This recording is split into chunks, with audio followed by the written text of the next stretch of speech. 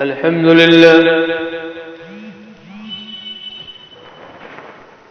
لله نحمده ونستعينه ونستغفره ونؤمن به ونتوكل عليه ونعوذ بالله من شرور أنفسنا ومن سيئات أعمالنا. وقال الله تبارك وتعالى في كلام المجيد والفرقان الحميد: لقد من الله على المؤمنين إذ بعث فيهم رسولا. وقال في موضع آخر: تبت يدا أبي لهب وتب. سر سے لے کر پاؤں تک تنویر ہی تنویر ہے، سر سے لے کر پاؤں تک تنویر ہی تنویر ہے. جسے منہ سے بولتا قرآن وہ تقریر ہے، جیسے منہ سے بولتا قرآن وہ تقریر ہے. سوچتی ہے ساری دنیا مصطفیٰ کو دیکھ کر، سوچتی ہے ساری دنیا مصطفیٰ کو دیکھ کر، کیسا ہوگا وہ مسرور جس کی یہ تصویر ہے. میرے بھائیوں، نوجوان ساتھیوں، اللہ تبارک و تعالیٰ نے ہمارے اوپر بہت سارے احسانات کیے ہیں، لیکن احسان نہیں جتلایا. تو میرے بھائیوں، باقی ہر موضوع پر آدمی اپنی مرضی سے عنوان اختیار کر کے گفتگو کر سکتا ہے، لیکن جب حضور صلی اللہ علیہ وسلم کی سیرت طیبہ کا عنوان سامنے آتا ہے تو ایک خطیب اور مقرر کے لیے یہ بات نہایت قابل غور ہوتی ہے کہ حضور صلی اللہ علیہ وسلم کا حسن اور کمالات کا نقشہ کھینچنے کے لیے بات کہاں سے شروع کریں.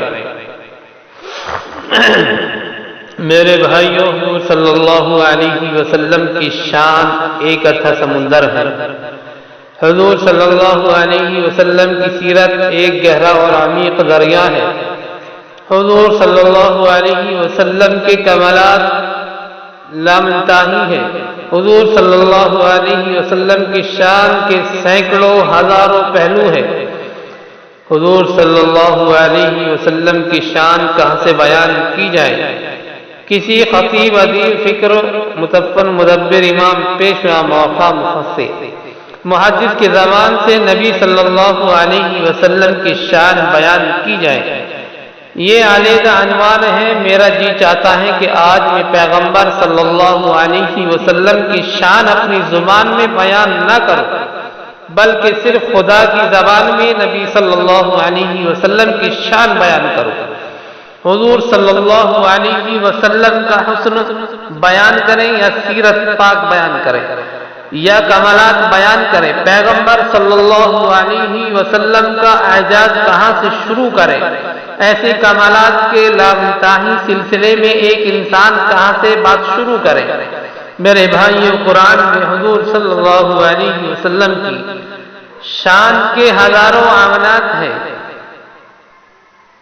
لوگوں نے حضرت عائشہ رضی اللہ عنہا سے پوچھا کہ حضور صلی اللہ علیہ وسلم کی شان بیان کرو، تو انہوں نے فرمایا کہ قرآن نہیں پڑھتے. لوگوں نے کہا کہ قرآن پڑھتے ہیں، تو عائشہ رضی اللہ عنہا نے فرمایا: کانا خلقہ القرآن، قرآن کھولو. قرآن کے ہر صفحے پر حضور صلی اللہ علیہ وسلم کا حسن بکھرا ہوا ہے. میرے بھائیوں، نوجوان ساتھیوں، حضور صلی اللہ علیہ وسلم دنیا میں تشریف نہیں لائے تھے، تو سیرت کا یہ علیحدہ ایک عنوان ہے کہ نبی کے آنے سے پہلے کی نبی کی سیرت کیا ہے. حضور صلی اللہ علیہ وسلم دنیا میں تشریف نہیں لائے تھے، تو سیرت کا عنوان کیا ہے. حضور صلی اللہ علیہ وسلم آئے تو کیا ہے. حضور صلی اللہ علیہ وسلم مکے میں ہیں تو مکے کی سیرت کیا ہے. حضور صلی اللہ علیہ وسلم مدینے میں ہیں تو مدینے کی سیرت کیا ہے. حضور صلی اللہ علیہ وسلم بدر میں، احد میں، خیبر میں، حین میں، تبوک میں، عشیرہ میں، کہاں کہاں نیچے ہر قدم، کہاں کہاں پہنچے ہر قدم، ہر علاقے میں، ہر بستی میں نبی کی شان علیحدہ ہے.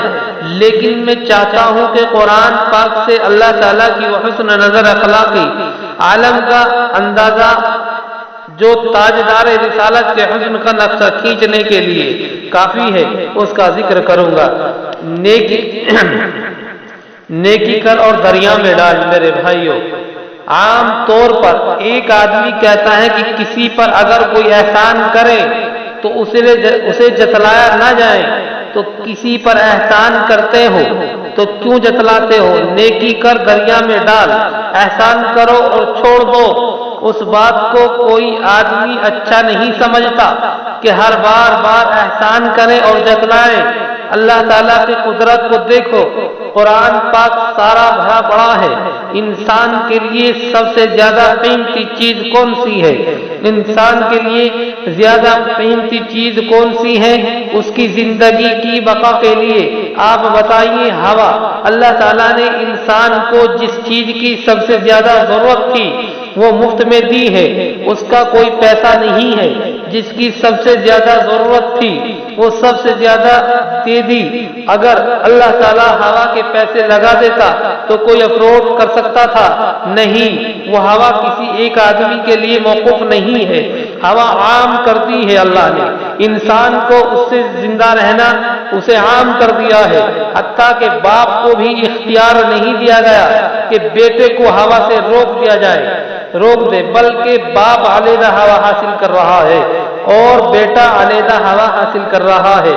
سب سے قیمتی چیز ہوا ہے اور اللہ نے وہ عام کر دی۔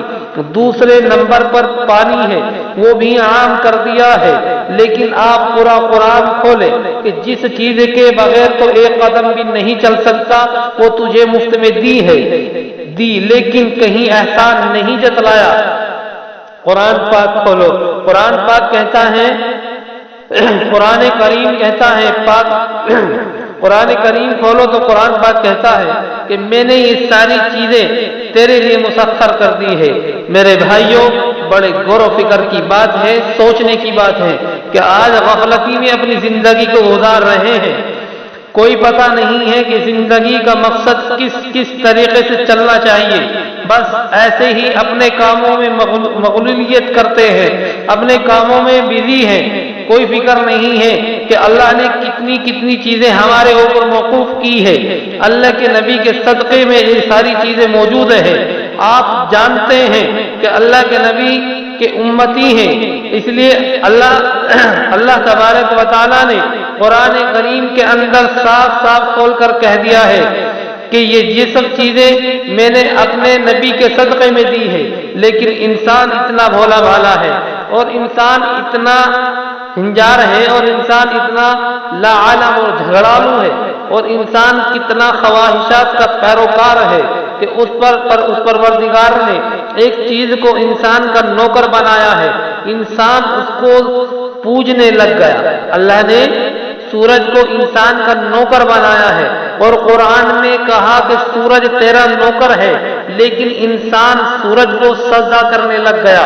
اللہ نے فرمایا کہ یہ چاند بھی تیرا غلام ہے، انسان چاند کو سجدہ کرنے لگ گیا۔ اللہ نے فرمایا کہ پہاڑ بھی تیرا غلام ہے، تو کبھی پتھروں کو سجدہ کرنے لگ گیا۔ اللہ نے فرمایا یہ درخت بھی تیرے غلام ہے، تو کبھی درختوں کو سجدہ کرنے لگ گیا۔ اللہ نے فرمایا یہ گائے بھینس بھی تیری نوکر ہے، تو انسان اتنا بھولا بھالا ہے کہ کبھی گائے کو خدا کہنے لگا اور کبھی گائے کا پیشاب بھی پینے لگ گیا۔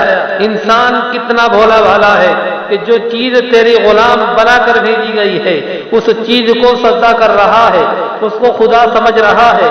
یعنی آسمانوں کا جو سورج ہے وہ تیری نوکری کر رہا ہے، وہ تیرے چکر پہ چکر لگا رہا ہے، وہ تیری خدمت میں مامور ہے اور تیرا طواف کر رہا ہے۔